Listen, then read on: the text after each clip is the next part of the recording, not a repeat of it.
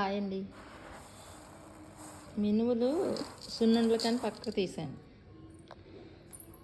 ఇది పప్పు, ఇవాళ ఆడించాను పప్పు, కొత్త పప్పు. ఇది పెసరపప్పు, పెసరట్లు కనేసి పచ్చిపప్పు ఆడించాను. ఈ సాయి పెసరపప్పుకి ఈ పెసలు ఉంచానండి.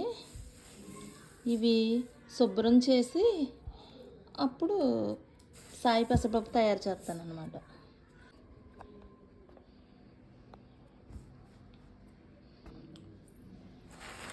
నూనె ఆడించగా ఈ 2 మూటలు ఉంచేసుకున్నామండి ఇంట్లోకి. చట్నీలు కానీ అదే బెల్లం వేసుకుని సిమ్మిడి చేసుకుంటారు కదా, అలా తయారు చేయడానికి, పిల్లలు ఏపుకు తినడానికి. ఇది ధాన్యం.